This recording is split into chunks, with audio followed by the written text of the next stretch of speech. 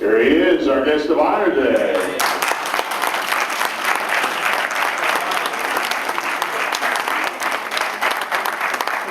Heroes, and I just I just do my job. I got a very lucky job. It's a great job, and I don't particularly think of myself as a hero,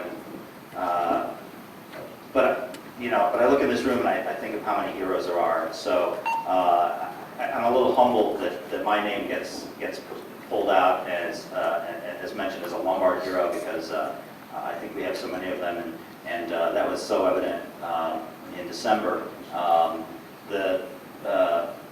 Just a basic story from my perspective, if you hadn't heard it, is that it was late at night on the space station. It was about 10 or 11 at night on the space station, and like the phone ringing in the middle of the night, you get the call that you just don't want to hear, and that's the ground calling you well past bedtime, and they would never do that unless it was extremely urgent, and said that they were looking for me, which is something you certainly don't want to hear.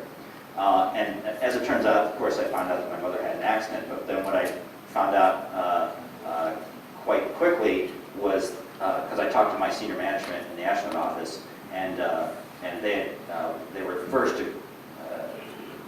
after they told me what had happened, they wanted to make a point that the Lombard Police Department, somebody on the scene, had somehow put together my mother and me and the Astronaut office, and somehow was able to call Houston and get that news up to me as quickly as possible, and I consider that certainly above and beyond. I assume that would have eventually, the news would have certainly gotten to me, but I could imagine hours and hours later than it would have. So, and to the Lombard Police Department, thank you so much for supporting the International Space Station program, my family and me, with your outstanding and compassionate work after my mother's accident in December 19, 2007. So, Ray, I hope you find a nice place for this, and to both remember me and remind yourselves of the excellent work that you do here and how it can touch so many other people, and I would say the space station program. So thank you very much. Thank you for this moment, sharing with us, and